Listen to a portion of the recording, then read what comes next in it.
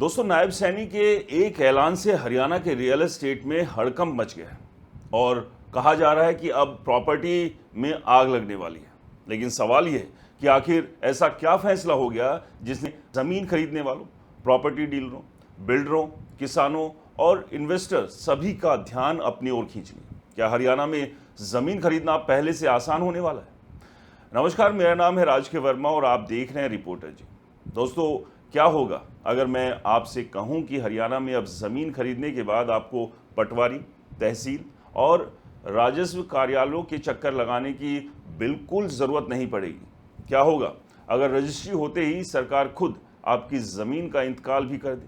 और क्या होगा अगर वो काम जिसके लिए कई बार लोगों को महीनों इंतज़ार करना पड़ता था, अब सिर्फ 24 घंटे में हो जाए? सुनने में ये किसी विकसित देश की डिजिटल व्यवस्था जैसा लगता है, लेकिन ये दावा हरियाणा सरकार कर रही है। तो दोस्तों, सवाल ये है, क्या सच में ज़मीन खरीदने वालों की सबसे बड़ी परेशानी खत्म होने वाली है, या फिर ये भी सरकारी घोषणाओं की लंबी सूची में शामिल होने वाला एक और वादा है? क्योंकि अगर आप कभी ज़मीन, प्लॉट, दुकान या मकान खरीद फरोख्त से जुड़े हैं तो आप अच्छे से जानते होंगे कि असली लड़ाई रजिस्ट्री के बाद शुरू होती है। रजिस्ट्री तो एक दिन में हो जाती है, लेकिन इंतकाल यानी म्यूटेशन के लिए लोगों को कई कई महीने भी इंतज़ार करना पड़ता है। कई मामलों में फाइलें पटवारी के पास अटक जाती है, कई जगह रिकॉर्ड अपडेट नहीं होता और कई बार इसी देरी का फ़ायदा उठाकर धोखाधड़ी तक हो जाती है। यही कारण है कि हरियाणा सरकार यानी कि नायब सैनी सरकार ने अब ऑटो म्यूटेशन सिस्टम और पेपरलेस रजिस्ट्री 2.0 लॉन्च किया। मुख्यमंत्री नायब सिंह सैनी ने चंडीगढ़ में इसकी शुरुआत करते हुए दावा किया कि अब रजिस्ट्री और इंतकाल दो अलग अलग प्रोसेस नहीं रहेंगे, बल्कि दोनों सिस्टम आपस में लिंक होंगे। यानी जैसे ही रजिस्ट्री पूरी होगी, उसी समय म्यूटेशन का प्रोसेस भी अपने आप शुरू हो जाएगा।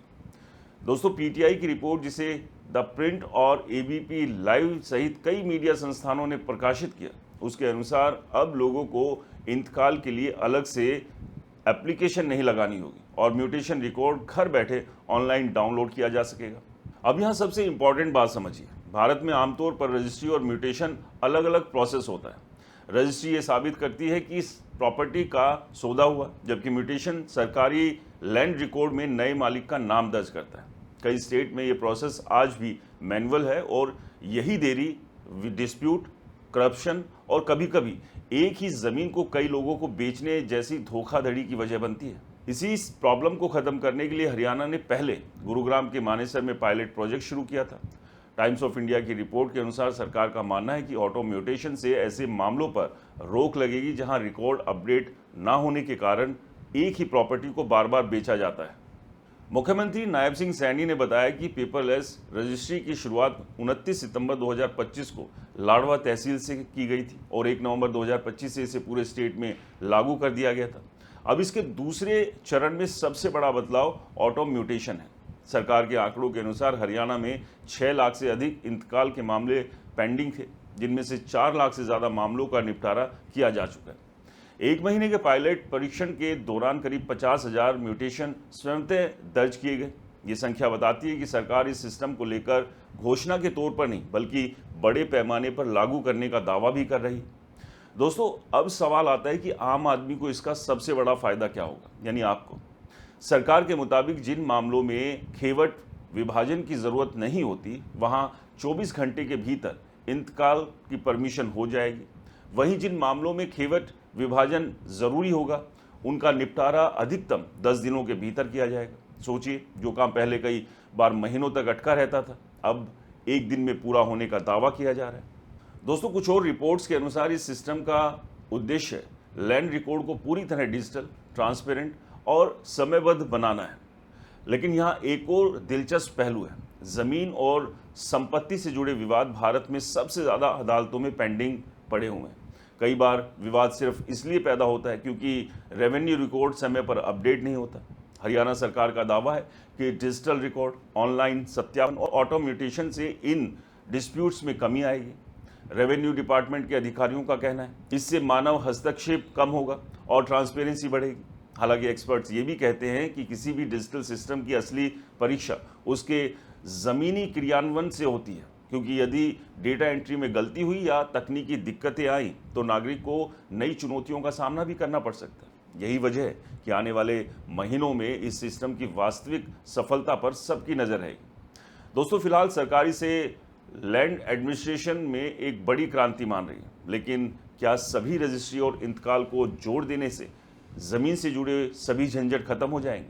क्या फर्जीवाड़े पूरी तरह से बंद हो जाएंगे? क्या आधार आधारित पहचान और डिजिटल सत्यापन वास्तव में डिस्प्यूट्स को रोक पाएंगे? और क्या एनआरआई, कंपनियों और दूसरे आम लोगों को इससे वास्तव में बहुत बड़ी राहत मिलेगी? इन सभी सवालों का जवाब छिपा है पेपरलेस रजिस्ट्री 2.0 के उन फीचर्स में, जिनकी चर्चा अब हम अगले हिस्से में करेंगे, जहां मैं बताऊंगा कि आधार ई-केवाईसी, डिजिटल सिग्नेचर, बायोमेट्रिक सत्यापन, ऑनलाइन एनओसी और उस नई व्यवस्था की जो सरकार के अनुसार ज़मीन के पूरे खेल को बदल सकती है। लेकिन यहाँ रुकिए, कहानी सिर्फ 24 घंटे के इंतकाल होने तक सीमित नहीं है। असली खेल तो तब शुरू होता है क्योंकि हरियाणा सरकार का दावा है कि उसने सिर्फ प्रोसेस को तेज नहीं किया, बल्कि ज़मीन से जुड़े फर्जीवाड़े, बेनामी लेन देन और रिकॉर्ड में गड़बड़ी के खिलाफ भी एक बड़ा डिजिटल हथियार तैयार कर दिया। दोस्तों, जरा सोचिए, आज भी भारत में हज़ारों प्रॉपर्टी डिस्प्यूट सिर्फ इसलिए पैदा होते हैं क्योंकि किसी ने फर्जी सिग्नेचर लगा दिए, किसी और के नाम पर रजिस्ट्री करा ली, या फिर सरकारी रिकॉर्ड समय पर अपडेट नहीं हुआ। यही वजह है कि पेपरलेस रजिस्ट्री 2.0 में अब आधार आधारित ई-केवाईसी को अनिवार्य बना दिया गया।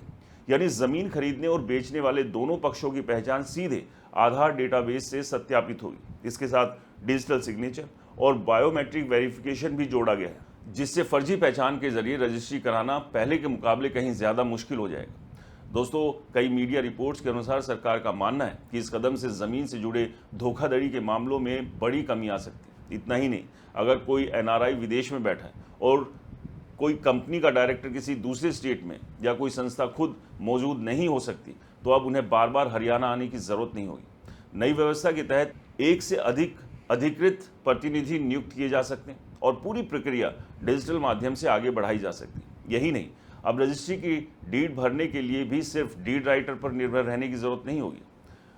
रेजिडेंट खुद से वकील, डीड राइटर या सरकारी हेल्प डेस्क की सहायता से ऑनलाइन डॉक्यूमेंट्स तैयार कर सकेंगे। दोस्तों, सरकार का दावा है कि इससे समय और लागत दोनों की बचत होगी। और एक और बड़ा बदलाव ज़मीन की श्रेणी निर्धारण को लेकर किया गया। पहले कई बार लोगों को ये स्पष्ट नहीं होता था कि उनकी ज़मीन प्राइम कैटेगरी में आती है या नॉन प्राइम, जिसके कारण सर्कल रेट और स्टैंप ड्यूटी को लेकर डिस्प्यूट खड़े हो जाते थे। अब रजिस्ट्री के दौरान ये जानकारी सीधे स्क्रीन पर दिखाई देगी, जिससे ट्रांसपेरेंसी बढ़ेगी और गलत मूल्यांकन की संभावना कम होगी। तो दोस्तों, ये था हरियाणा सरकार का वो फैसला जो आने वाले समय में प्रॉपर्टी की खरीद फरोख्त में बहुत ज़्यादा मददगार साबित होने वाला है। ना केवल सेल परचेज में, बल्कि जो लगातार लैंड डिस्प्यूट के मामले बढ़ रहे हैं वो भी इससे कम होंगे। आप अच्छे से जानते हैं कि हरियाणा के तमाम जिलों में और ख़ास तौर से गुरुग्राम, फरीदाबाद और सोनीपत और आसपास के ज़िलों में जहां प्रॉपर्टी के दामों में आग लगी हुई है, यहाँ सबसे ज़्यादा प्रॉपर्टी फ्रॉड के मामले बहुत ज़्यादा होते हैं। बहुत सारे बिल्डर फ्रॉड कर देते हैं, बहुत सारे लैंड ओनर्स फ्रॉड कर देते हैं, और आप अक्सर खबरों में ये सुनते हैं कि फ़लाँ ज़मीन को 4 लोगों को बेच दिया गया। यही वजह है कि हरियाणा सरकार ने ये नया प्रोसेस शुरू किया है और उम्मीद करते हैं कि ज़मीन पर ये बेहतर तरीके से काम करेगा। और जब ये प्रोसेस शुरू होगा तो जाहिर सी बात है कि ज़मीनों की खरीद फरोख्त भी तेज़ी से बढ़ेगी और प्रॉपर्टी के रेट भी एक बार फिर से तेज़ होंगे। लेकिन उम्मीद ये करते हैं कि ये तेज़ी इतनी भी ना बढ़े कि आम आदमी अपने परिवार के लिए एक छोटा सा प्लॉट या घर भी ना ले पाए, क्योंकि गुरुग्राम, फरीदाबाद और आसपास के इलाकों में फ़िलहाल यही हालात है कि प्रॉपर्टी के दाम इस तेज़ी से भाग चुके हैं कि आम आदमी अपने सपनों का घर लेने के बारे में सोच भी नहीं सकता। दोस्तों, हरियाणा सरकार के इस फैसले को लेकर आपकी क्या राय है? कमेंट्स कर ज़रूर बताएं। वीडियो पसंद आए तो इसे लाइक करें, शेयर करें और आपके अपने चैनल रिपोर्टर जी को सब्सक्राइब और फॉलो करना बिल्कुल ना भूलें। मिलते हैं अगले वीडियो में, जहां मैं लेकर आऊँगा एक और रियल एस्टेट से जुड़ी हुई अहम खबर जो आपकी इन्वेस्टमेंट और आपके जीवन पर सीधा असर डालेगी। फिलहाल मुझे दीजिए इजाज़त। नमस्कार, जय हिंद।